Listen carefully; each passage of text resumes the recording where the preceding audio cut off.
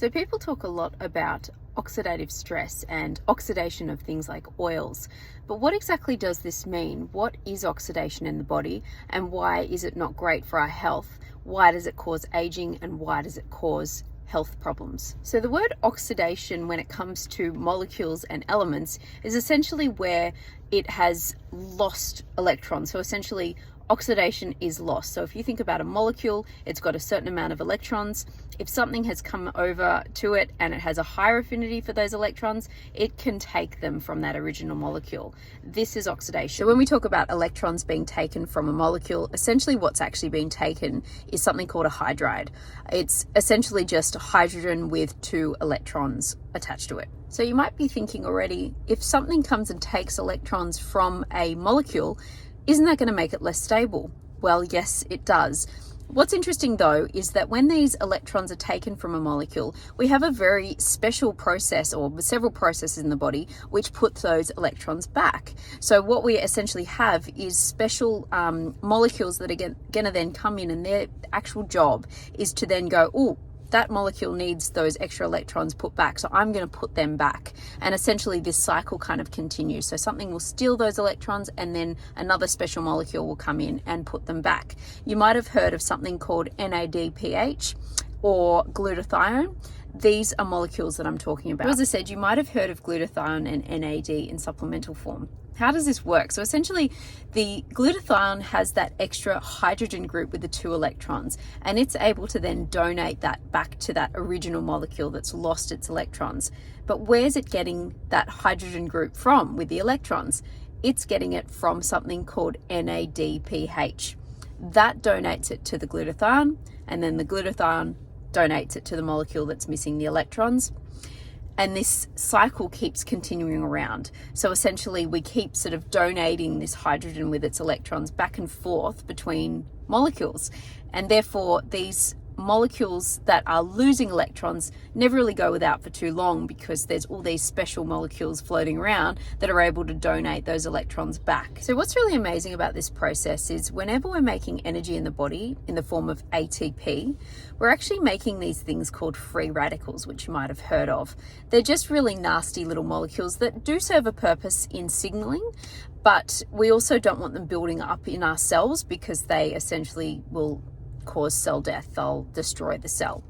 So we need these molecules like glutathione and NADPH to come in and resolve the situation, essentially by donating these hydrogens with their electrons to the molecules and making them things like water, which are obviously not harmful for the body. And what's so cool about the metabolism is there are special mechanisms also going on constantly, where we can convert things like glucose. When we're breaking down glucose, we can actually put that through another pathway called the pentose phosphate pathway, which is going to regenerate the NADPH. So this is really important.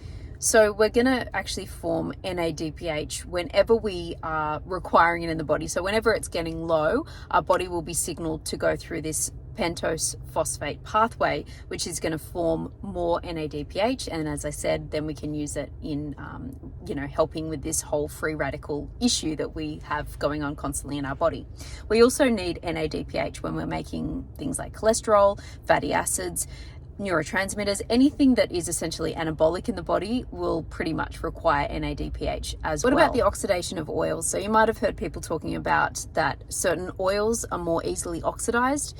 This is true. So essentially what happens is that because we are exposed to oxygen all the time, oxygen does have a high electron affinity, which means it really, really likes electrons. It's quite strong. So it can come in and steal electrons from other molecules. As I said, this is oxidation.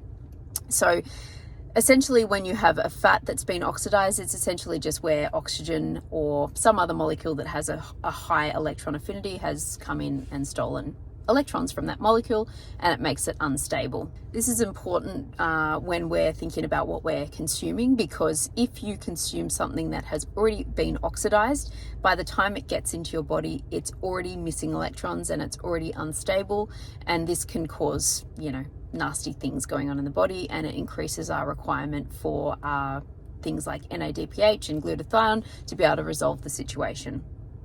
This can also happen as well to our cell membranes. And so essentially, if we're building our cell membranes from oils and fats that are already oxidized, it's kind of putting more pressure on this whole system as well. So you're probably thinking now, well, how can I support this system? How can I get more of this NADPH?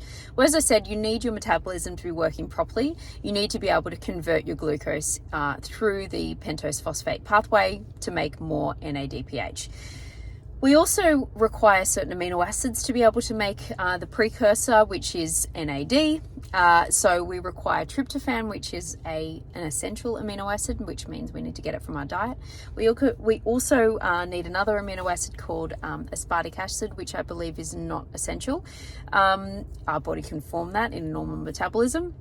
We also require something called niacin, which is vitamin B3. Now, you can get that from your diet as well. So it's important to get enough of these things from our diet in order to actually support this process. Now, remember how I said that whenever we make energy, so whenever we're breaking down fuels in order to make ATP, we actually are going to make more free radicals, and then the body has to adapt to this by supplying things like NADPH and glutathione.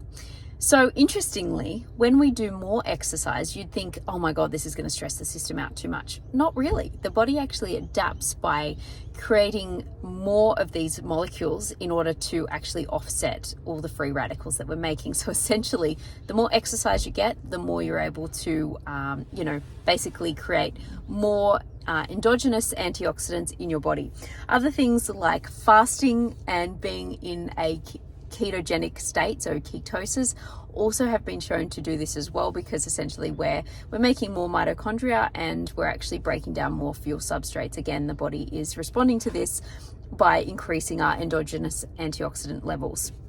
Again, just to reiterate, by consuming enough protein that's going to supply tryptophan, and also consuming enough vitamin B rich foods, this is also going to support this system as well. Last but not least, you can also, from what I've seen, you can also support this by taking exogenous supplemental NAD and glutathione. And I personally have been taking glutathione for quite a while.